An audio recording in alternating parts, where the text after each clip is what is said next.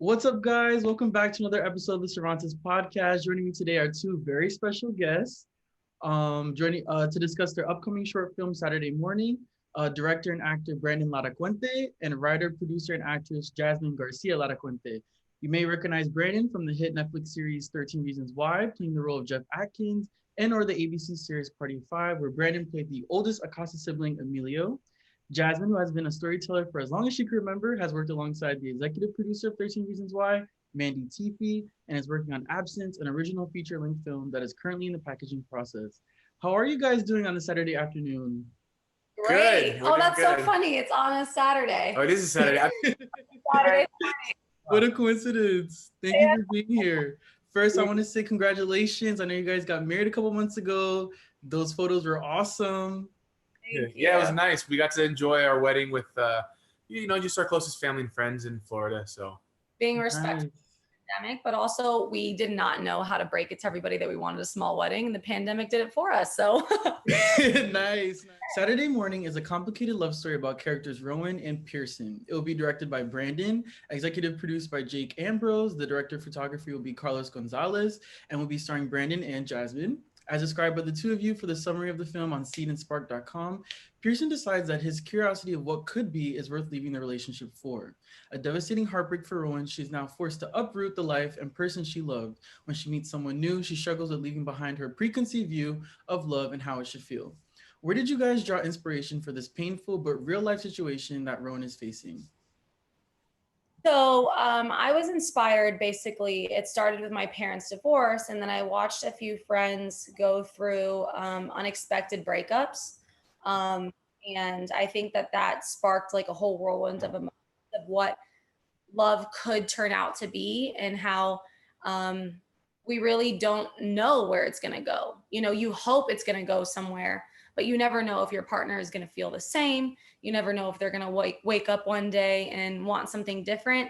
And that explores that exact fear. And I sat down and I wrote a little short story when I was younger. I think I was 17. Wow, okay. Yeah. And then I re-released it 2 years ago, this short story that I had written a long time ago, and it had gone viral on Twitter. And I was like, oh, let's make this into a short film, because he does need a directorial debut for us to move on to bigger movies that he wants to direct. So yeah, that's where we're at. That's really awesome. How long did it take you to write it? The short story, I can't remember. Since I was 17, but probably a few hours. And then I would say I did the short film script, 15 pages, in like 3 hours.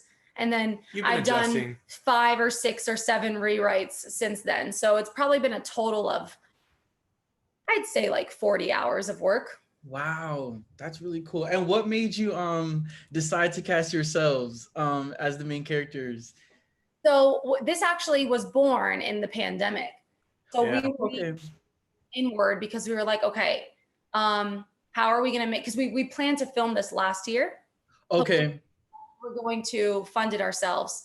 Pandemic changed our finances. His show got canceled. So we were like, okay, we're going to need some help from family and friends. But we had to end up casting ourselves, just because we didn't understand like what was happening, and testing and all kinds of stuff. And now we're already a part of it, so we're not going to recast it. And I've never had a chance to act on screen. So it's my acting debut, writing debut. Right. Debut. That's awesome. And you're saving money by casting, two talented people yourselves. So that's really cool.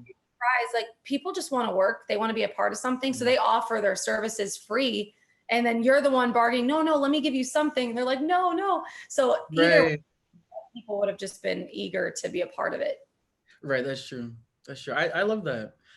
The film, like you said, will be Brandon's directorial debut. Brandon, have any notable directors inspired you to officially become one? Yeah, I've worked with pretty incredible directors being on set.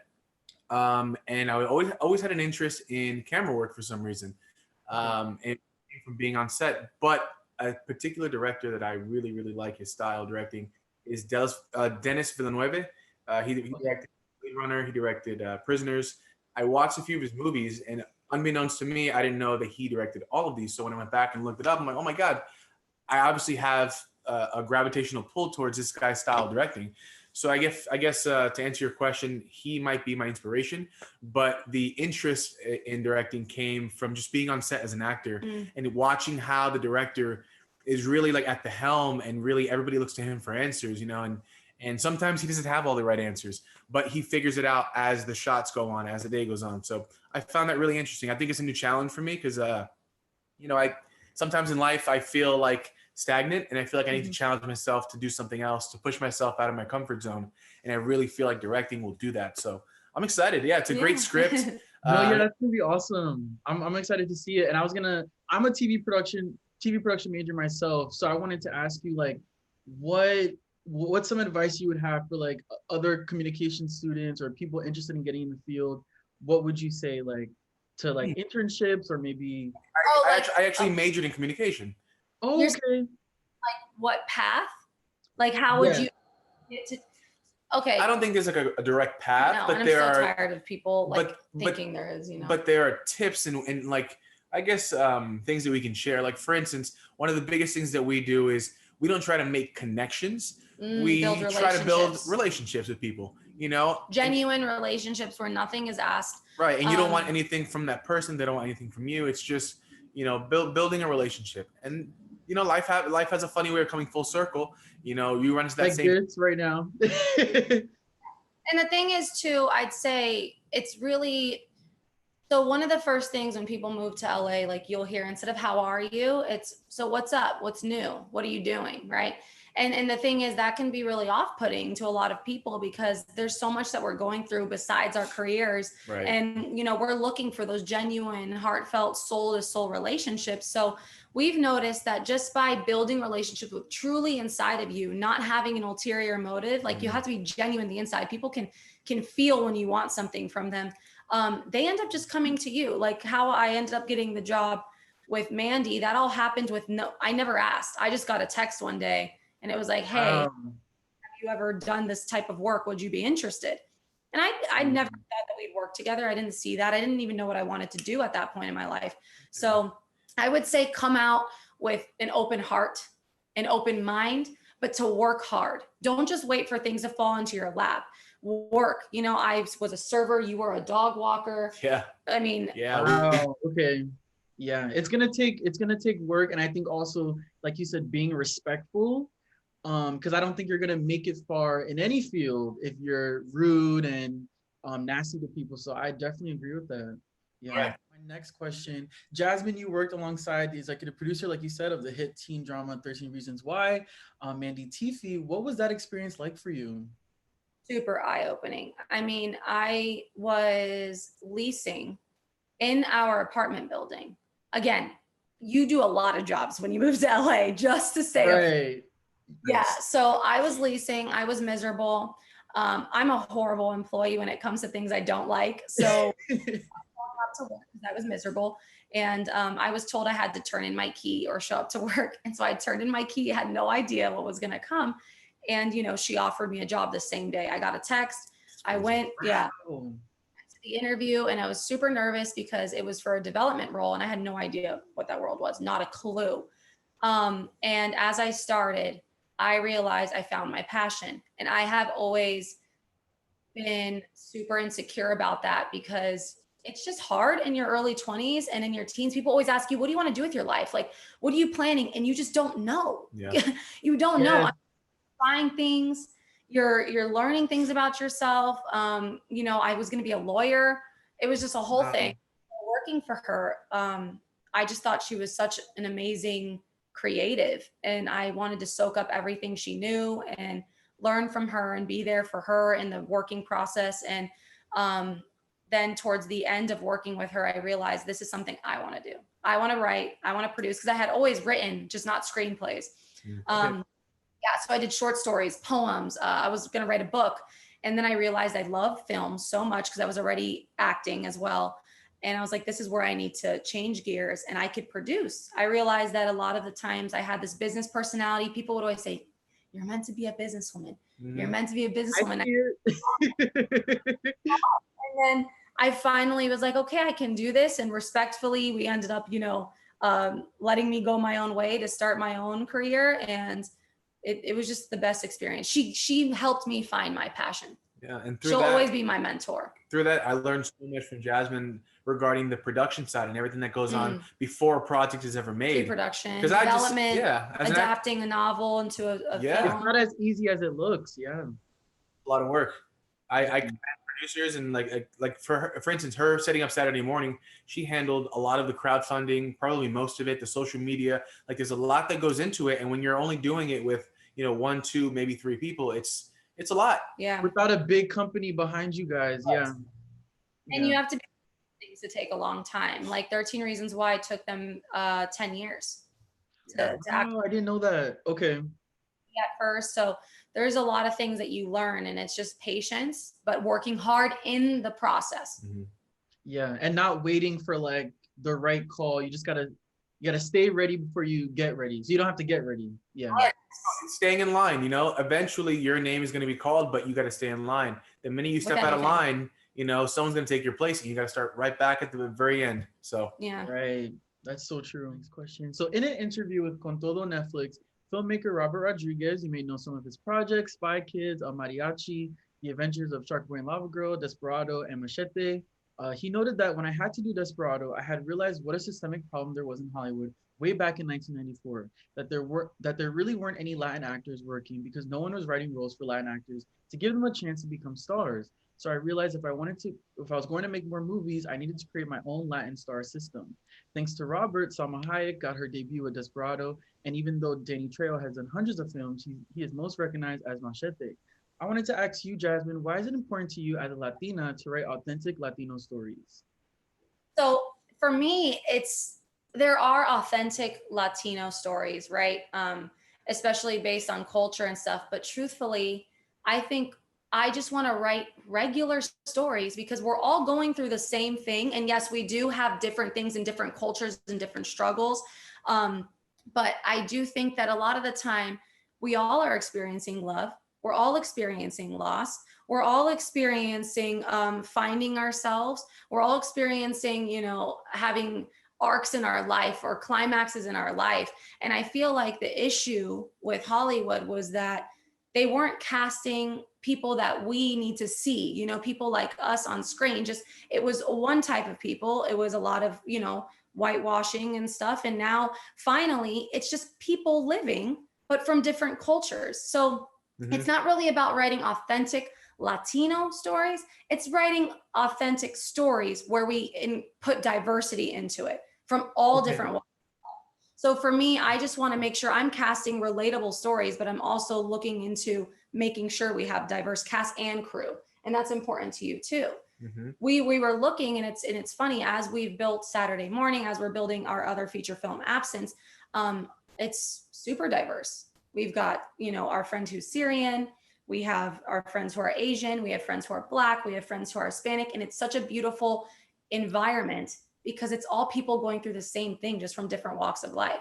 Right. So yeah, I can't say I can write true. I know that there's things I've been through as a Latina, but it's not even like a true Latino experience because I was born and raised in Florida. I was very privileged to start, I shared a little 1-bedroom with my whole family, but it's still privilege living in America and being able to pursue what everybody else gets to pursue. I haven't ever been a victim of much prejudice and stuff, so I can't write those stories, but I would hire people who know how to tell those stories. And that's important. Yeah. Having people in front of and behind the camera that can be authentic. Yeah, because representation matters. I just had a whole episode about that, my last one. So that's very true. Yeah, it's true because people like, you and I, we sit there, right? And we've had these experiences and then we watch it on TV and it's like, it didn't feel like that for me. Why? Because it's somebody the person who wrote it never experienced it. They're just writing it to be relevant. Correct. And there's no shame to storytellers or anything like that. I just think, for example, I'm not going to tell exactly what it was, but there was something in our feature film that was written. There was a character that was written, and my co-writer is a white man, and it just did not feel authentic because it wasn't our story to tell. So that character became a Hispanic character, and then I was able to tell that story. So it's little that I was noticing. It's just know your lane and And if you want to tell a certain story, you need to find the person who can tell it and give them that platform to do that. Not many people are willing to share that success. They want it all to themselves. So they're like, I'm not going to bring anybody else on board, because it's just the stigma. And I think it's because we're all desperate to some point for our names to be seen. We're desperate for our stories to be told, for us to be valued, that sometimes we forget about bringing people up with us that also need to have their value shown. Exactly. It takes an army for any job. Yes, especially TV, film, production. Yeah. And I think a lot of people are scared to have the conversation. Like for us, it's not uncomfortable because we get it.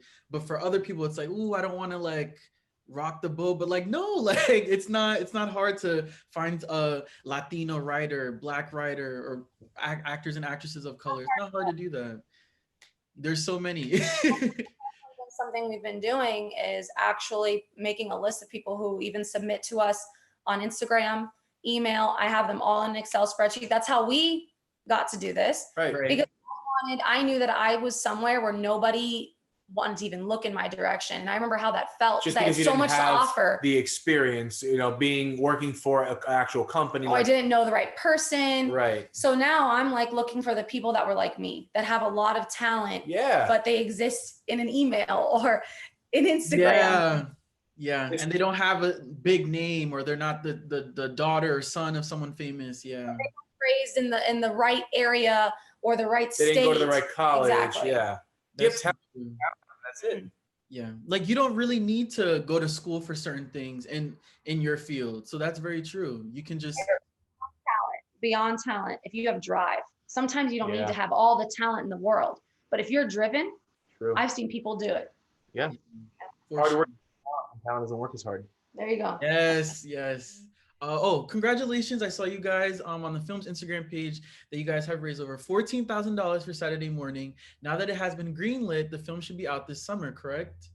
Yeah, we're actually tentatively hoping on locking down dates. I think we're going to start filming June 29th through through July 3rd. Jazmin coming through with the dates. September. Right. But our DP, the phenomenal DP we had on board, he's very so busy and high demand. Yeah. So we're going to risk on, well, not even a risk. We're just going to make this movie with a group of really passionate individuals, young filmmakers. Yeah. Who are based out of Texas, and they're gonna drive in with all their equipment, and we're gonna shoot the film, and it's gonna be a fun time. Texas to LA. Yeah, Texas to LA. Wow, that's awesome. Here, we're gonna put them up in what do you call it? Boarding. Airbnb. Yeah. Do you guys still need people to donate, and can people still donate? Yes. We need to raise some more funds for post-production, because that also costs money. A composer, whatnot. And I believe you cannot donate anymore on the crowdfunding page, but you can through our Venmo, Saturday Morning Venmo. It's Saturday Morning Film. That's what it is. Yeah. Okay. Venmo. And I'm going to be taking down that when we raise enough money. There was a lot of money that we had tied up that the crowdfunding has to go to pay that stuff back, because it's just things like setting up that we had put our credit cards and stuff on the line for. So we still have to raise money, but if we don't, the movie's still going to be made. Do you guys know which platforms you're going to put it on, or you can't tell me that yet? Well, it's funny because we actually didn't really plan to share this other than maybe on our social medias and maybe like on our YouTube channel. IGTV, but this young lady who we just recently met named Rosa. Through Instagram. Wow, like how we met. As an EP. Yeah. And she's going to help us when it comes time to distribute the film. Marketing, doing marketing, finding placement. She is incredible, has an incredible resume, worked her way up in New York. And I believe she's Latina, right? Yep, she's Latina. She worked her way up. She does PR for Tribeca, A24. Wow, okay. That's really awesome. See, you gotta get a whole army together, a whole tribe. Right. Finally, what do you want viewers to take away after watching Saturday Morning when it comes out? Question for me, huh? I know that Saturday Morning doesn't have, I don't want to say the happy ending, but it doesn't have the ending I think people would expect. most movies end a certain way. And I just want them to take away from this that their love is seen, because I notice so many people that are in relationships that their heart feels safe. And it might not be this passionate, fiery experience, but they've been married 10 years or they've been together 5 years and it just fits, it works. And it's like they both have found somebody to go on life journeys with that's like a best friend, but it doesn't have to always look like it does on screen where you're jumping on each other and kissing in the rain and like moment for your whole life. Like it's not always like that. And that's okay. We have one life. And I notice that you'll have some people, friends and stuff, that will look at us, right? And then they'll compare their love to our love, or I'll compare my love to somebody else's love. And that's not healthy, because their love is their love and our love is our love. And I want people to take that away from this film, that all types of love are valued, seen, appreciated. And you are in a great place if you have love in your life, if that's from a relationship with a partner, if that's from your family, your children, your dog, you know, one of those things. Love is love. Yeah. And it's like the most important, but it doesn't have to look the same for everyone. Right. I like that, because I think some people might look at you guys as like hashtag relationship goals and all that stuff. So I think it's important that you say that and you make a story about that. Like, no, everybody's relationship is different. And every couple, just because I think there's an argument or there's a miscommunication, that doesn't mean that everything is wrong, you know, like you just gotta work it. Communication is key. Yeah. And nothing's worth fighting for, you know, you'll stay and you'll work through it. I mean, I can't tell you how many nights that we have a rule, not going to bed angry. Yeah, the typical one, right? Okay, yeah, okay. Stick by it. Although some nights, like, you know, let's say we'll get into a disagreement, you know, at 1 a.m. I'm like, God, I know it's gonna happen. Like we're gonna be up till 3 a.m. fixing it. But we do. Or talking through it, not even fixing it. Right. Sometimes we will literally look at each other and say, I disagree. He's like, I disagree. And I'm like, okay. Yeah. But that's okay, and people ask us, but how did you get to that point where you can both literally like not have to side with each other? And I'm like, because we're different. It's not about winning. Oh, it's not about winning though. It's about being we're on the same team at the end of the day. Yes, I was just about to say that. And we're different people. So I'm not dating myself. He's going to have a different view on some things. And I'm going to have a different view on some things. Yeah. And we have to respect each other's views, because if not, it becomes control. If you need that person to believe exactly what you believe, you're just controlling your partner. You're not allowing them to exist in their own life separate from you and have a life together. And I find that can be really toxic. So you have to get up to a point where you go, I love you, same team, we just disagree on this topic. Yeah. And right. Like, we're arguing about we're attacking the problem, not each other. Yes. Yeah. Sometimes that can get misconstrued. Yeah. Right. Because they take it as like, oh, like, why are you mad? Or like, and I think also you have to find like, you shouldn't need someone, you should want to be with them. Yes. You know? Because if you need that person, like you'll just get a new Brandon or a new Jazmin, you know, it could be anyone, but you should want to be with that person, and that person should be your best friend. Because I think a lot of people love people, but they don't like them. If that makes sense. Yeah, it's true. And the thing is too, I always say like you can also say, I don't like you right now, but I love you. Because that's the truth. You're not gonna like them all the time. That's true. The truth is you're gonna get on each other's nerves. You're two people trying to coexist for the rest of your life. So have patience there, you know? I think that's super important. Mic drop. Yes. All right. Thank you guys so much for joining me on the podcast. It was truly a pleasure talking to you. Thank you so much. Guys, you can follow Brandon and Jazmin's upcoming films Instagram page at Saturday Morning Film. You can click the link in their bio for more information on the short film and how to donate. You can follow Brandon on Instagram at Brandon Larracuente and Jazmin on Instagram at Jazmin Larracuente. Be sure to leave a rating for the Cervantes podcast on Anchor, Apple Podcasts, Spotify, or wherever you listen to podcasts.